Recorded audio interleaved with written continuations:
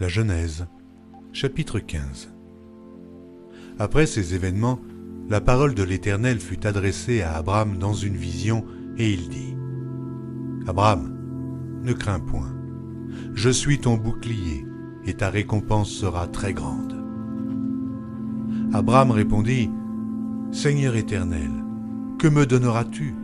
Je m'en vais sans enfant, et l'héritier de ma maison, c'est Eliezer de Damas. » Et Abraham dit : « Voici, tu ne m'as pas donné de postérité, et celui qui est né dans ma maison sera mon héritier. » Alors la parole de l'Éternel lui fut adressée ainsi : « Ce n'est pas lui qui sera ton héritier, mais c'est celui qui sortira de tes entrailles qui sera ton héritier. » Et après l'avoir conduit dehors, il dit : « Regarde vers le ciel, et compte les étoiles, si tu peux les compter. » Et il lui dit : « Telle sera ta postérité. » Abraham eut confiance en l'Éternel, qui le lui imputa à justice.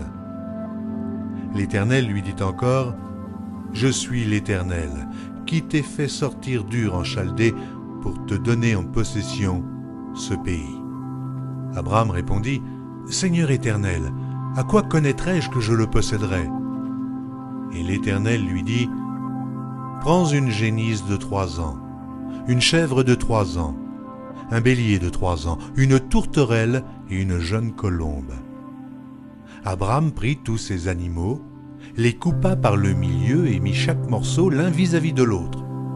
Mais il ne partagea point les oiseaux. Les oiseaux de proie s'abattirent sur les cadavres et Abraham les chassa. Au coucher du soleil, un profond sommeil tomba sur Abraham. Et voici, une frayeur et une grande obscurité vinrent l'assaillir.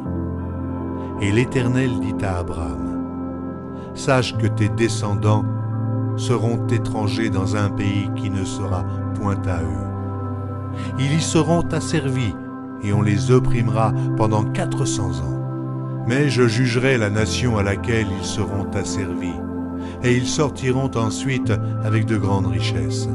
Toi, tu iras en paix vers tes pères. Tu seras enterré après une heureuse vieillesse. À la 4e génération, ils reviendront ici, car l'iniquité des Amoréens n'est pas encore à son comble. » Quand le soleil fut couché, il y eut une obscurité profonde, et voici, ce fut une fournaise fumante.